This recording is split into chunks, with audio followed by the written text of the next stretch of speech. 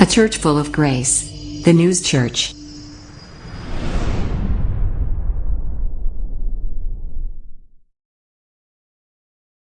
오늘 이 시간 이 예배에 참석한 저와 여러분 모두에게 하나님이 주시는 참된 평화가 함께 하시기를 축복합니다. 축원합니다. 자, 우리 오늘 성탄의 기쁜 소식이라는 말씀의 제목을 가지고 은혜를 나눌 텐데요. 우리가 살아가면서 누구나 갈등이 없이 살아가거나 또 고민이 없이 살아가지는 않죠. 어느 누구에게도 갈등과 고민은 존재하기 마련입니다. 그런데 이런 갈등은 나라고 하는 가치 존재를 나라고 하는 그 가치의 존재성을 가지고 행동하는 또 다른 나 사이에서 충돌이 일어나고 분리가 있기 때문에 그 갈등이 생겨나기 때문이라고 합니다. 자, 예를 들어서 나는 행복을 누리고 싶은데 그것을 성취할 만한 능력이 없어요. 또 조건이 안 돼요. 절망이 오고 좌절이 올 수밖에 없는 겁니다. 하고는 싶은데 하지 못할 때 안타까움이 있겠죠. 자, 그러나 이 세상은 내가 원하는 대로 그렇게 마음먹은 대로 살 수가 없다는 게 현실입니다. 자, 그러다 보니까 나는 정직하게 살고 싶은데 또 현실은 거짓말을 하기도 하고 또 의로운 거짓말 또 선한 거짓말 이렇게 얘기하면서 스스로를 속이며 살아갈 때도 있다라는 거예요. 자, 법과 예의를 지켜가면서 또 그렇게 살고 싶은데 실상은 내가 어느 정도에선 또 그 법을 유도리 있게 어겨가면서 걸리지 않는 수준의 그런 법이 또 돼야만 또 그렇게 돼야만 그 법이 정의다라고 이야기하는 사람들도 있습니다.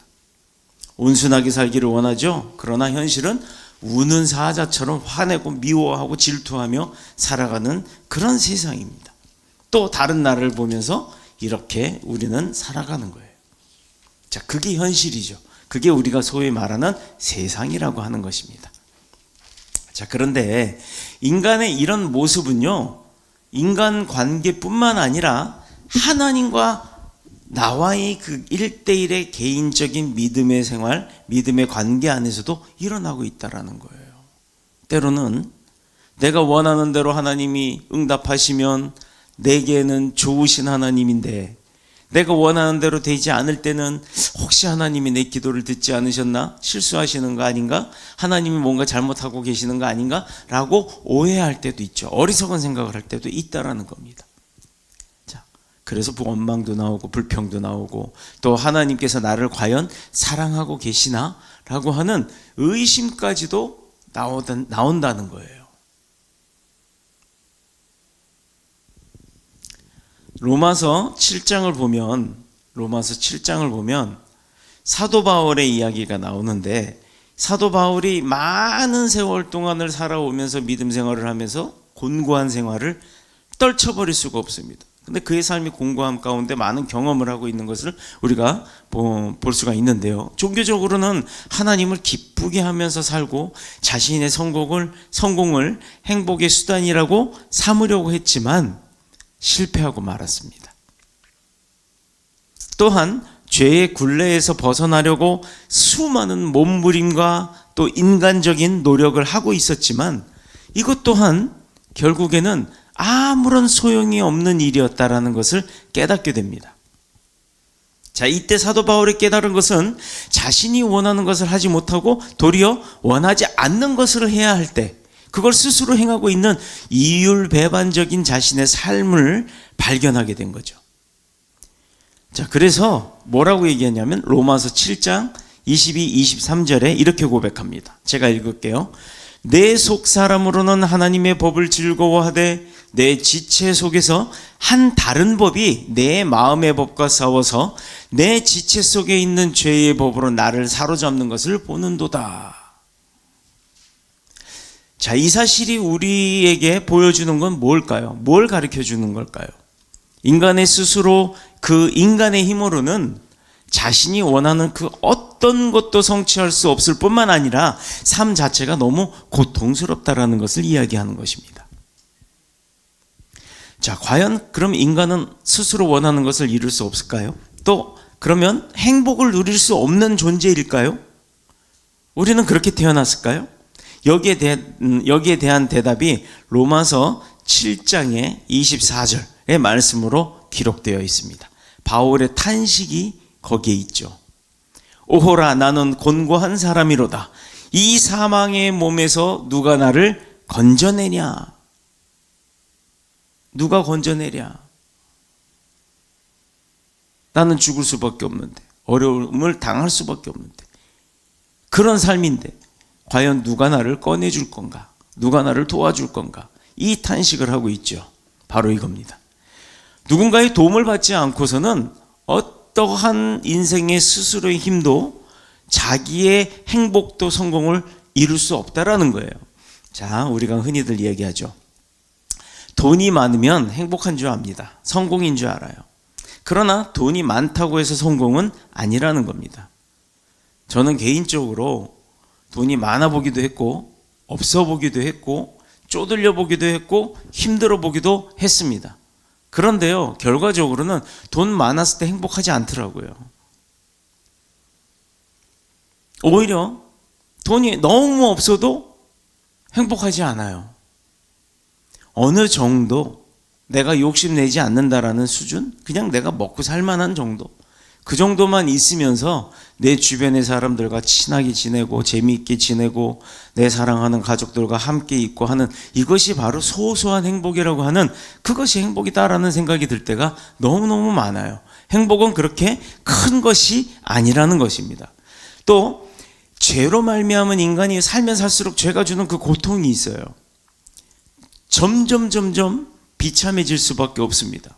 그 죄에서부터 벗어나야 되고 도망가야 하니까. 그런데 오늘 본문은요, 죄로 말미암아서 비참해진 인생에게 한 줄기의 빛이 비춰지는 것을 볼 수 있습니다. 그것은 천사가 목동들에게 나타나서 온 백성에게 미칠 큰 기쁨의 좋은 소식이 있다는 사실을 알려주는 거예요. 벌써 답은 나와 있잖아요. 성탄의 기쁜 소식. 온 백성에게 미칠 큰 기쁨의 좋은 소식. 아주 좋은 건 다 갖다 붙여놨잖아요. 그게 대체 뭘까? 자, 어떤 사람들은 생각하기를 목동이 사회적으로 소외당하는 아주 천한 직업이 신분이다 보니까 그들이 생각하고 느끼는 기쁨과 일반 사람들이 느끼는 특권은, 귀족들이 생각하는 그런 기쁨은 완전히 이 목동과 귀족의 생각은 차원이 다르다라고 이야기를 하는 거죠. 자, 저는 대한민국에서 굉장히 돈이 많은 사람들, 하이 클래스의 사람들이 어떻게 사는지를 잘 알아요. 돈이 많으면 편리는 해요. 돈이 많다고 해서 행복한 건 아닙니다. 내가 하고 싶은 거 다 하고 누리고 싶은 거 다 누린다고 행복한 것 같죠? 아닙니다. 그 상황이 돼 보면 알아요. 모두 그렇게 되시길 축복합니다. 그런데 그렇게 돈이 많아서 행복할 거다라고 나는 그 가치를 두고 거기에 목표를 두고 막 노력을 해서 돈이 많아져 봐도 사실상 내가 원하는 행복은 아니라는 것을 그때 가면 깨닫는다니까요. 여러분, 내가 단적인 예를 하나 알려드려요. 고등학생이요, 시험을 보는데 대입 시험을 봅니다. 근데 난 서울대 가고 싶어요. 법대를 가고 싶어요. 서울대 법대를 들어가는 게 내 행복이고 내 꿈이고 내 비전이고 내 목표예요. 그래서 열심히 고등학교 3학년 때까지 공부하고 나서 시험을 딱 쳤습니다. 떨어지는 아이가 있고 합격하는 아이가 있겠죠. 합격하는 아이는 그게 행복이라 생각을 합니다. 그런데요, 정작 서울대 법대를 들어가면 그때부터 또 시작이에요. 사법고시 패스했죠. 그래서 이제 법관이 됩니다. 법관이 되든 검사가 되든. 자, 그때부터 내 직업은 안정적이야. 또 그런데 막상 그렇게 임관하고 나서 보니까 또 시작이더라 이 말이죠. 어느 순간에 퇴직을 해요. 나와서 뭐 해 먹고 살지? 그래도 부장판사, 부장검사 출신이니까 변호사 하면 돈 벌어 먹고 살 수 있겠지. 자, 그런데요, 대한민국에 목사가 많듯이 대한민국의 변호사도 깔려 있다라는 거예요. 여러분, 이렇게 내가 상황에 따라서 사람들이 상황에 따라서 또 지위에 따라서 생각하는 그 행복들이 다 추구되는 행복들이 있지만, 정작 그 행복이라는 것이 내가 생각했을 때 그 행복이었지 도달하고 나서는 그 행복이 아니더라는 걸 깨닫게 된다는 거예요. 20년 된 똥차 끌고 다니는 사람이 어느 날 벤츠를 갖고 싶어. 열심히 노력해서 벤츠를 하나 탁 샀습니다. 와, 행복해 합니다. 그런데 그때부터 또 시작이에요. 처음엔 쓸고 닦고 막 밤중에도 가서 혹 불고 막 광약 바르고 막 난리를 치죠. 자, 그런데 어느 날 먼지도 묻고 기스도 나고 누가 와서 한번 꿍 하고 들이받기도 하고, 그러고 난 다음에는 어떡합니까? 그렇게 열심히 닦든가요? 한 4년 5년쯤 되면요, 여기저기 툭탁툭탁 고장도 나고 수리도 하고 막 이러다 보면요, 여기도 끽 저기도 끽, 앞범퍼 뒷범퍼 다 기스 났다고 쳐보시죠. 그렇게 쳐봤을 때 그 다음에도 또 열심히 그렇게 닦든가요? 물론 안 닦는 사람은 아니에요. 있는 사람도 있겠죠. 그러나 대다수 사람들은 처음에 내가 가졌던 그 행복의 기준점은 굉장히 낮게 떨어진다라는 겁니다. 자, 이래도 돈이 많으면 행복할까요? 돈 많고 건강 이러면 무슨 소용이 있습니까?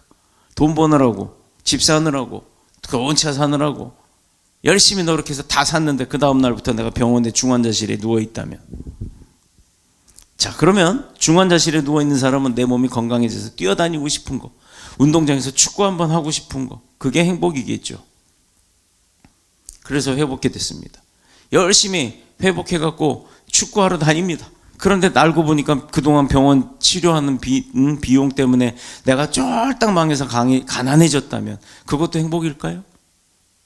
제가 부정적인 얘기를 하자는 게 아니에요.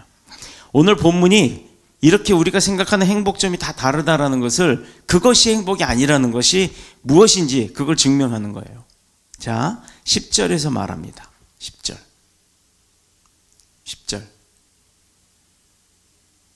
천사가 이르되 무서워하지 말라. 보라, 내가 온 백성에게 미칠 큰 기쁨의 좋은 소식을 너희에게 전하노라. 온 백성에게 미칠 큰 기쁨의 좋은 소식. 이게 뭘까요? 여기서 말하는 온 백성은 헬라어로 판타토라오라고 합니다. 판타토라오. 그런데 이것은 이스라엘 백성 누구를 지정하는 게 아니라 이스라엘 백성이 천민이든 나환자든 왕이든 뭐 신하든 장관이든 다 상관하지 않고 이스라엘 백성이라면 전체 통틀어서 그 사람들을 다 이야기하는 거예요. 판타토라오. 여기에서는 왕궁에 있는 헤롯 왕, 남녀노소, 뭐 병든 자, 건강한 자 다 소용없어요. 전체 다 통한 거예요. 다 all people. 자, 그러므로 천사는 어떤 사람은 기뻐하고 어떤 사람은 불만이고 어떤 사람은 관심도 없고 그런 소식이 아니라 그 모든 사람들이 기뻐하고 좋아할 만한 큰 기쁨의 좋은 소식을 알려주러 왔다는 거예요. 이거 대박 아닙니까? 대통령 하나가 어떤 정치하겠다고 그래도 반대하는 사람 반, 찬성하는 사람 반 막 이렇잖아요. 반대하는 이가 하나도 없이 다 좋아할 소식, 이런 소식을 가지고 왔답니다.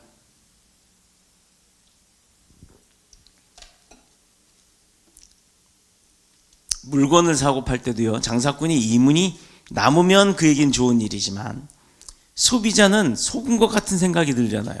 장사꾼이 이문이 많이 남으면.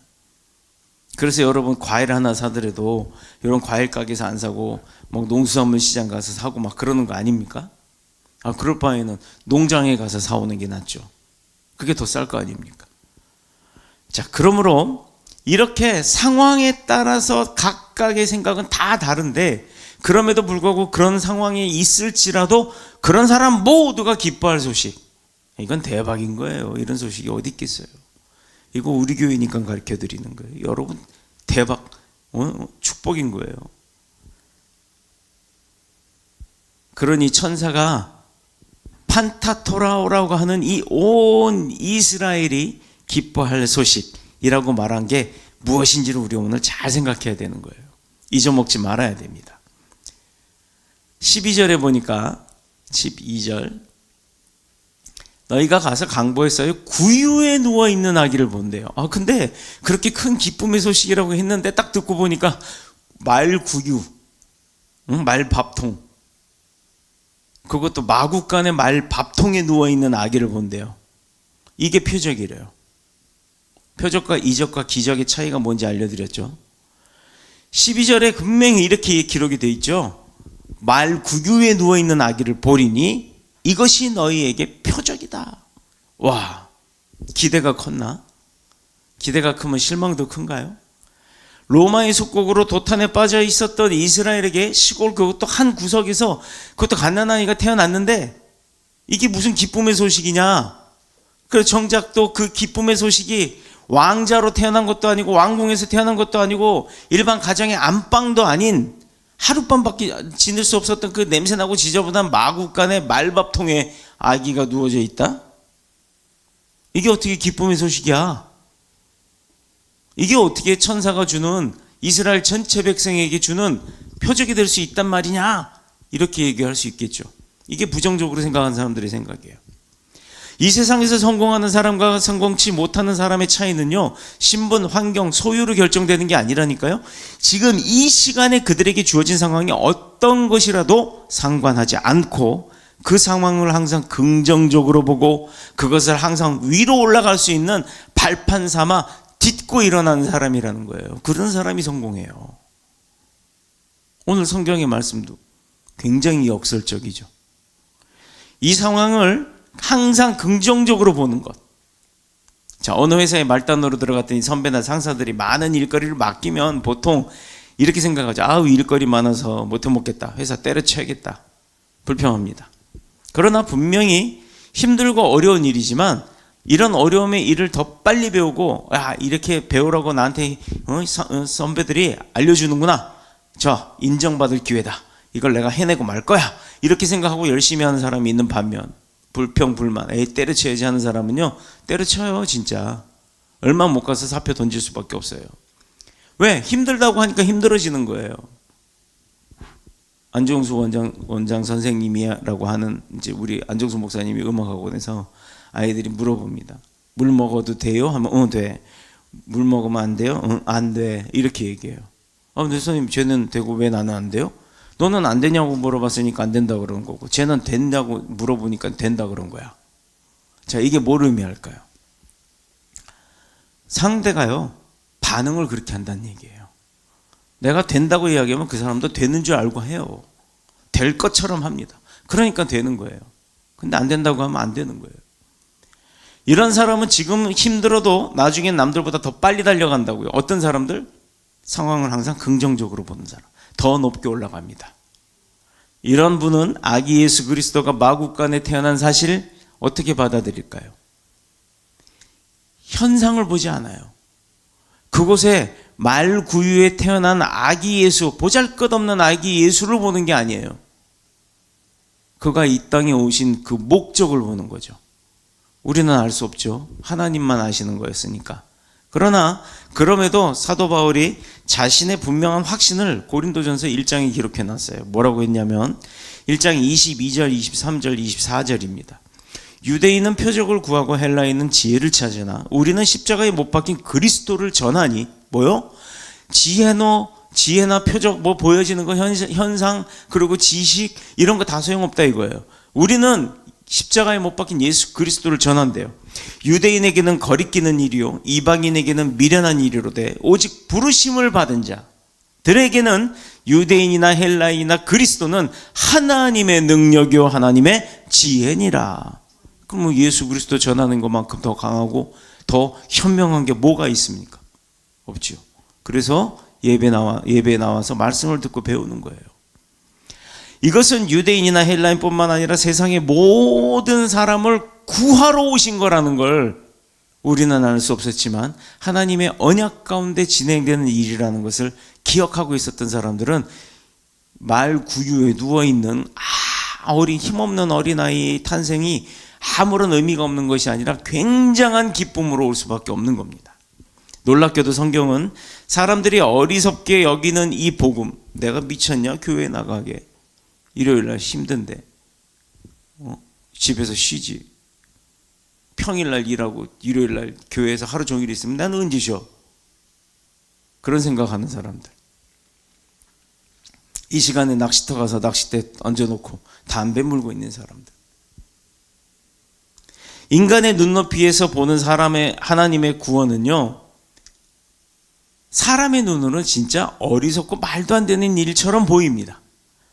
자, 그러나 하나님의 아들이 이런 모양으로 세상에 온 것, 힘없이 나약한 모습으로 또 초라한 모습으로 세상에 온 것, 반전의 하나님의 반전이 있다는 거예요. 하나님은 그런 반전을 굉장히 기뻐하시는 것 같아요.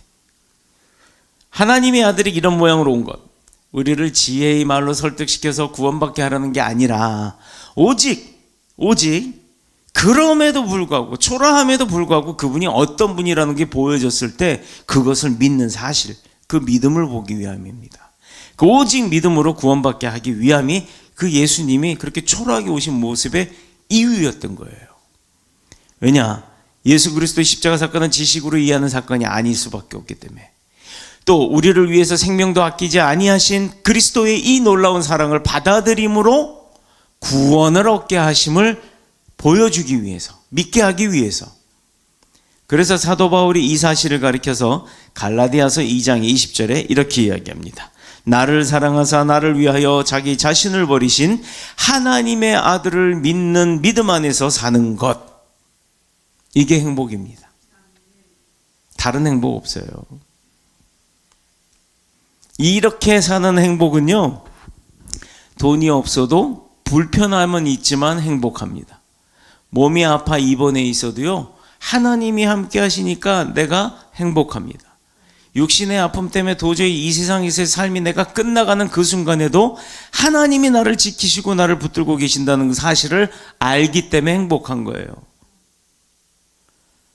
그러므로 예수 그리스도로 말미암는 생명은 유대인처럼 표적으로 얻을 수 있는 것도 아니고 헬라인들처럼 최고의 지식을 소유할 수 있는 것도 아니지만, 나를 향하신 하나님의 사랑을 우리 심령 안에 받아들임으로 구원을 받았다는 것 때문에 행복한 겁니다.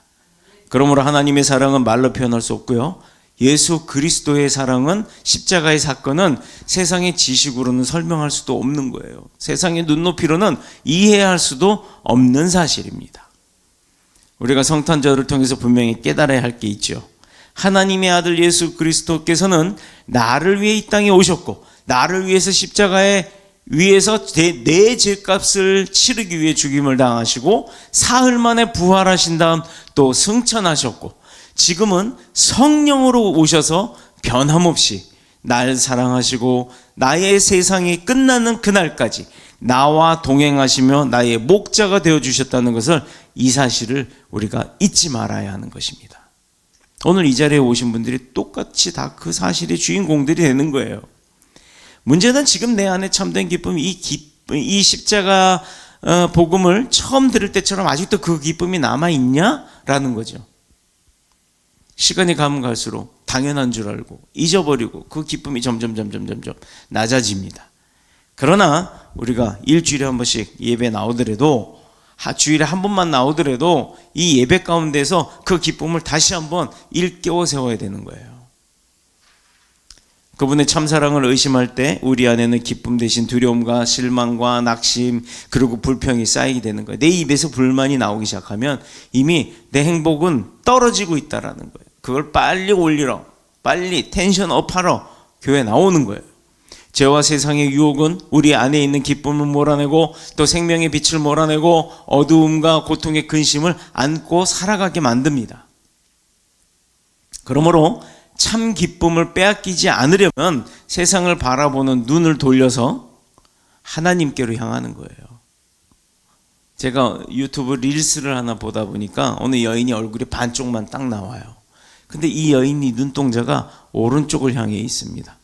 오른쪽을 향해 있는데 갑자기 이 여인이 눈동자를 왼쪽으로 싹 돌리는 순간에 이 검정 눈동자에 뭐가 비쳤는지 아세요?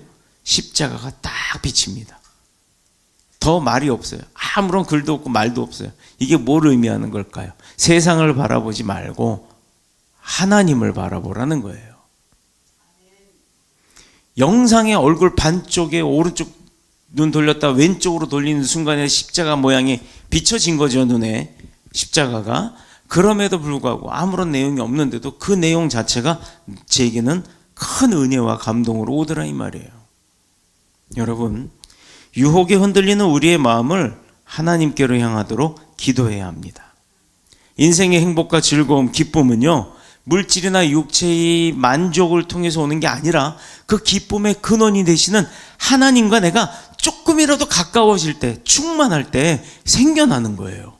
로마서 4장 6절에서 9절까지 내용을 보면 이전에 행복이라고 단어를 표현을 합니다. 이전에는 행복이라고 단어를 표현을 했다니까요. 그러나 지금은 복이다라고 축복. 이 행복이 축복으로 바뀌어 버려요. 이 단어는 마카리스몬이라고 해서 하나님이 복되다고 선포해 주는 거예요. 하나님이 주시는 축복이 임하는 거예요. 세뱃돈 받을 때 예전에 우리 지금 그런 거 없죠? 이거 복주머니라고 해서 동그란 천이 있었어요. 동그란 거 거기다 돈 집어넣고 그렇게 묶은 거. 요즘은 그런 거 갖고 다니지도 않을 거예요 아마. 그게 여러분 세뱃돈 담는 건 줄 아세요? 그리고 지금은 없지만 우리나라 예전에 새해가 되면요 복졸이라 그래서 이렇게 쌀 씻어서 이렇게 거르는, 지금 뭐 그런 게 필요도 없죠. 돌이 없으니까 돌하고 쌀하고 뭐 거르는 그 지푸라기 같은 걸로 만들었나? 하여튼 뭐 그렇게 생긴 조리가 있었어요. 이렇게 국자같이 생긴 거. 그거 두 개를 딱 묶어가지고 이렇게 문지방 같은 데 걸어놓고 그랬었어요. 그게 복졸이라 그랬어요. 못 먹고 사던 우리나라에 가난했던 시절에 쌀을 이루는 거라고 해갖고 쌀을 골라내고 몸에 이롭게 하는 거. 하여튼 그런 의미를 가져서 복조리를 선물하기도 했었습니다. 복주머니의 의미는요, 여기다가 허리춤에 혁대에다가 이렇게 딸랑딸랑 매달고 다니는 건 돈을 담아 다니는 주머니가 아니고, 그것을 보면 세배하러 온 아이들이 그걸 보고 거기에 복을 채운다라는 의미의 복주머니를 달고 다녔던 거예요. 그런데 그렇게 우리가 복이 들어와라 내가 복을 넣을 거다라고 하는 그런 복주머니 달고 다니는 것보다도 더 큰 복은 하나님이 너가 복되다라고 축복할 때, 그 축복이 내게 임할 때 그것이 행복보다도 더 큰 축복이 된다는 거죠. 하나님과의 올바른 관계 속에서 참된 행복이 축복으로 임하는 저와 여러분이 되시기를 축복합니다. 다시 말해서 하나님이 나를 너는 행복한 사람이야 라고 선언해 주시는 것, 그것이 바로 축복이 임하는 거예요. 은혜가 임하는 겁니다. 이때 비로소 사람은 참된 행복함을 누리는 겁니다. 부족함이 없게 되거든요. 다 채우시거든. 모자라는 건 다 더하시거든. 그거 하나님이 주신다니까요. 막지도 못해요. 뺏어가지도 않아요. 다 내 겁니다. 사도 바울은 참 행복자를 논하면서 두 사람을 증인으로 세워요. 아브라함과 다윗이죠. 여러분, 아브라함이 어떤 사람이에요? 띠띠띠띠 아브라함은 뭐 그 노래 있잖아요. 우리 믿음의 조상 아브라함은 몇 명의 아이? 7명의 자녀가 있었는데요. 그 중에 하나, 이거 이렇게 하는 거 우리 요즘은 안 부르나? 네, 우리 어렸을 때 많이 배웠어요. 자, 아브라함 하면 믿음의 조상이라고 하죠. 그러나 그 아브라함이 어떤 사람이었는지 여러분 아세요? 우상 섬기던 사람이에요. 하나님을 알기 이전에 그냥 우상을 세워놓고 거기 가서 막 절하고 했던 사람이에요. 그러나 아브라함이 하나님을 만납니다. 하나님이 인정합니다. 너는 복되도다. 하나님을 만나고 나니까, 하나님의 은혜가 임하고 나니까 우상 숭배하던 아브라함이 하나님이 인정하는 축복의 사람이 됐다라는 거예요. 아멘. 이게 뭔 얘기냐? 나도 그럴 수 있다는 거예요. 나도. 내가 과거에는 무당도 가고 뭐 무당집도 다니고 뭐 절에도 다니고 막 그랬다 치더라도 지금 하나님을 만나면 하나님께서 인정하시면 그러면 나는 축복의 사람이 되는 거예요. 이게 행복이라는 얘기예요. 또 다윗이 있었죠.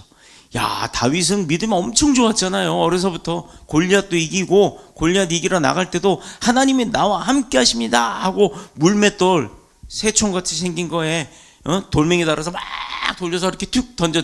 우리는 이거 돌리다가 이렇게 던진 것 같죠. 그 물맷돌 돌리는 거 어떻게 하는지 아세요? 길어요. 한 1m쯤 되는 끈에다가 돌 딱 끼워놓고 이렇게 돌리는 게 아니에요. 이 정도 갖고 되는 게 아니야. 막 우리 투포환 던지듯이 온몸을 돌려갖고 확 던지는 거예요. 그 원심력에 의해서. 거기에 하나님의 능력까지 믿음으로. 자, 그런 다윗이었어요. 그러면 다윗이 애초부터 믿음이 그렇게 좋았는데 목동일 때부터도 맨날 양치기 하면서 하나님과 대화하면서 기도하면서 그러면서 살았을 텐데 그 믿음이 좋았던 다윗이 어떻게 했어요? 나중에 범죄를 저지르지 않습니까? 사람도 죽이고 음란함에도 빠지고 셀 수도 없는 뭐 금은보화 이런 거 다 가지고 있었던 권력자임에도 불구하고 국가의 지존이 되어서 간음죄, 살인죄를 저지르는 그런 비참한 모습으로 빠지잖아요. 자, 두 사람의 증인이 있어요. 아브라함과 다윗.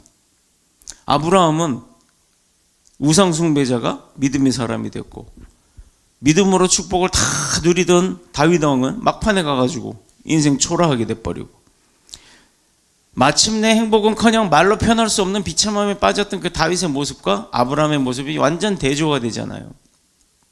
그런데 로마서 4장 7절에 불법이 사함을 받고 죄가 가려짐을 받은 사람들이 복이 있다. 복이 있다. 임금의 자리에 앉았다고 행복한 거 아니죠? 남의 아내 빼앗았어요? 행복하지 않았잖아요. 범죄의 증거를 감추려고 살인을 저질러도 안심이 되거나 마음이 편하지 않았습니다. 이게 비록 왕이었던 다윗의 모습만 그럴까요? 왕권 가지고 있던 사람도 그렇다니까요. 근데 그런 권력이 없는 우리 같은 서민들이 그런 일을 저질렀다. 당연히 요새 그거 보이잖아요. 정치인들 중에 보면은 재판을 받아야 되는데 막 이것저것 하고 해서 막 미룰 대로 미루고 막 재판정을 거부하고 그런 사람도 있잖아요. 근데 우리 일반인이 그렇게 하면 그거 됩니까? 그렇게 끌 수 있어요? 아무리 유능한 변호사 사도 그렇게 할 수 있냐고요. 이것은요, 이 모든 죄로 말미암은 모든 것이 두려울 수밖에 없는 것이고 고통스럽고 불안하지만 그러나 다윗이 그럼에도 불구하고 참 행복을 누릴 수 있었던 건 뭐냐면 하나님이 그의 모든 죄를 용서해 주셨을 때라는 거예요. 하나님이 인정했고 담임 목사한테 인정받을 게 중요한 게 아니에요. 담임 목사는 인정해도 소용없어요. 담임 목사한테 인정받으려고 하지 말고 하나님한테 인정받으려고 하세요. 그게 중요한 겁니다. 담임 목사한테는 솔직한 게 좋아요. 아유, 나 오늘 너무 피곤해서 주일날 예배 못 가요. 그게 아싸리 나요. 주일날 목사님이 아우 제가 뭐 갑자기 급한 일이 생겨서 아니면 뭐 어쩌고 저쩌고 뭐 몸이 아파서 뭐 그런 거짓말 말고 오늘은 정말 제가 힘들어서 못 갈 것 같아요. 아니면 누구 때문에 내가 시험 들었어요. 솔직하게 얘기하세요. 그래야 그 사람을 놓고 기도를 하죠. 하나님한테는 속일 수가 없잖아요. 자, 그러면 우리는 어떻습니까? 요즘에 살아가는 우리는 나나 여러분이 스스로 참 행복을 누린다고 그런 생각을 하고 계세요? 그러면 그렇게 참 행복을 누릴 수 있는 길이나 방법이 세상 가운데 있다고 생각을 하십니까? 우리를 죄 가운데서 구원해내신 그리스도, 하나님, 성령님, 예수 그리스도를 이 땅에 보내신 그 하나님을 만나야 될 줄로 믿습니다. 그거 이외는 없어요. 인간이 고통당하는 이유는 죄 때문이거든요. 죄 문제 해결할 능력 없습니다. 인간은 오롯 죄로 말미암은 저주와 고통과 두려움 속에서 평생 사는 거예요. 심판의 날에 결국엔 죄값으로 영원한 지옥불에 들어갈 수밖에 없는 겁니다. 그런 죄를 용서해 주시는 하나님을 믿고 또 모든 사람이 들어야 할 이 성탄의 기쁜 소식, 예수 그리스도께서 우리 죄를 대신해서 제물로 오신 거잖아요. 우리 죄를 예수 그리스도를 통해서 죄사함을 받았다라는 것, 이 소식을 알리는 저와 여러분이 되셔서 하나님께는 영광, 이 땅에는 참된 평화가 임하는 그 큰 축복과 은혜를 다 누리시는 저와 여러분이 되시기를 그리스도 예수님의 이름으로 축원드립니다. 아멘. 기도하겠습니다.